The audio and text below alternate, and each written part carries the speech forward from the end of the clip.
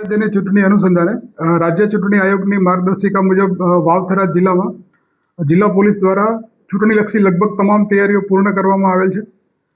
સંબંધિત જિલ્લા ચૂંટણી અધિકારી દ્વારા જે મતદાન મથકોનું મેપિંગ કરવામાં આવેલ છે એ મેપિંગ અનુસંધાને હાલ વાવ-થરાદ જિલ્લામાં તમામ બંને નગરપાલિકા, જિલ્લા અને તાલુકા પંચાયતની તમામ બેઠકોમાં કુલ 469 મતદાન મથકો આઈડેન્ટિફાઈ કરવામાં આવેલા છે, જેમાં આશરે 864 જેટલા મતદાન બૂથો છે.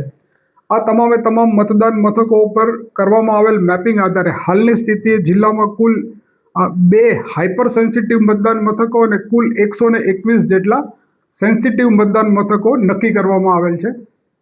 રાજ્ય ચૂંટણી આયોગની આ સંવેદનશીલ અને હાઇપર સંવેદનશીલ જે મતદાન મથકો છે એની ગાઈડલાઇન મુજબ જિલ્લા પોલીસ દ્વારા આ વિસ્તારોમાં વનરેબલ વિસ્તારોમાં તમામ કોન્ફિડન્સ બિલ્ડિંગ મેજર લેવામાં આવેલા છે. આ વિસ્તારોમાં તમામ સંવેદનશીલ મતદાન મથકોની સિનિયર ઓફિસર દ્વારા વિઝિટ કરવામાં આવેલી છે. તમામ વિસ્તારના નાગરિકો સાથે મિટિંગ કરવામાં આવેલ છે અને એરિયા ડોમિનેશન કરી અને લોકોને શાંતિપૂર્ણ વાતાવરણમાં મતાધિકારનો ઉપયોગ કરી શકે એ માટેની વ્યવસ્થાઓ જિલ્લા પોલીસ દ્વારા પૂરી કરવામાં આવેલ છે.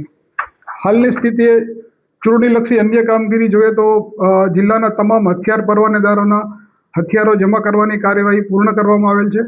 આ ઉપરાંત જે માથાભારે ઈસમો છે જે ભૂતકાળના ચૂંટણીના ગુનાહિત પ્રવૃત્તિમાં સંડોવાયેલા છે તેવા કુલ ઈસમોના આશરે 3000 જેટલા લોકોના BNSSની જોગવાઈ પ્રમાણે એ લોકોના અટકાયતી પગલાં લેવામાં આવેલ છે. આશરે જિલ્લાના 16 જેટલા ઈસમો વિરુદ્ધ પાસા અધિનિયમ મુજબ કાર્યવાહી કરવામાં આવેલ છે અને 23 ઈસમો વિરુદ્ધ ગુજરાત પોલીસ અધિનિયમની તડીપાર મુજબની કાર્યવાહી કરવામાં આવેલ છે.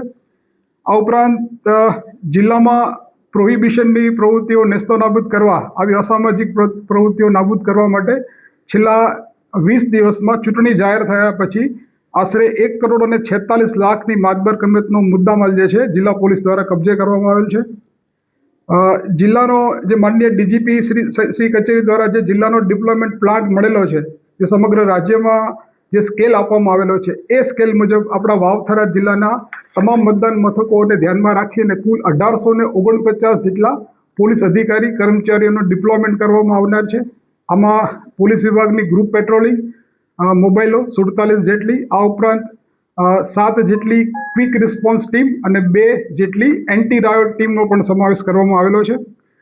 જિલ્લાના જે 12 રિસીવિંગ ડિસ્પેચ કેન્દ્રો છે કે જ્યાં મતગણતરી પણ થવાની છે, આ તમામે તમામ 12 જેટલા જે EVM સ્ટ્રોંગ રૂમ છે એ જગ્યાએ 3 લેયરમાં સુરક્ષા વ્યવસ્થાઓ ગોઠવવામાં આવેલી છે. આ ઉપરાંત ખાસ કરીને અમારું જિલ્લા પોલીસ કંટ્રોલ રૂમ છે તેમાં એક ખાસ અલાયદો ચૂંટણી સેલની રચના કરવામાં આવી છે. એના નંબર પણ જાહેર કરવામાં આવેલા છે, એ આપને પ્રેસ નોટની વિગતમાં મળી જશે. અને જ્યાં સુધી સોશિયલ મીડિયાનો પ્રશ્ન છે ત્યાં સુધી સોશિયલ મીડિયા પર મોનિટરિંગ કરવા માટે જિલ્લા દ્વારા એક ખાસ ટીમ રચના કરવામાં આવી છે. ચૂંટણી દરમિયાન કોઈ વર્ગ વિગ્રહના અથવા તો કોઈ આંતરજાતિ વચ્ચે કોઈ ક્લેશ ન થાય, કોઈ વૈમનસ્ય ન થાય અને સમરસતા જળવાઈ રહે એવા કોઈ મેસેજીસ છે સોશિયલ મીડિયા પર ફરતા હોય તેના પર ખાસ બાજ નજર રાખવામાં આવી રહેલ છે અને આવા ઈસમોને આઈડેન્ટિફાઈ કરી અને કાર્યવાહી પણ કરવામાં આવી રહેલ છે. અંતમાં વાવ-થરાદ જિલ્લો એ આપણો આંતરરાજ્ય સરહદ ધરાવતો વિસ્તાર છે. આ આંતરરાજ્ય સરહદ વિસ્તારમાં જે આપણી કાયમી ચેકપોસ્ટ છે તમામ જગ્યાએ SRPFનું ડિપ્લોયમેન્ટ, આ ઉપરાંત CCTV અને ડ્રોન સર્વેલન્સની પણ વ્યવસ્થાઓ પોલીસ દ્વારા કરવામાં આવેલી છે. આ સમગ્ર ચૂંટણી પ્રક્રિયા છે સમગ્ર જિલ્લામાં શાંતિપૂર્ણ વાતાવરણમાં પૂર્ણ થાય અને તમામ નાગરિકો જે છે એ ભયમુક્ત, કોઈપણ પ્રકારના લોભ, લાલચ અને પ્રલોભન વગર શાંતિથી મતદાન કરી શકે એ મુજબની તમામ વ્યવસ્થાઓ જિલ્લા પોલીસ દ્વારા પૂર્ણ કરવામાં આવેલી છે.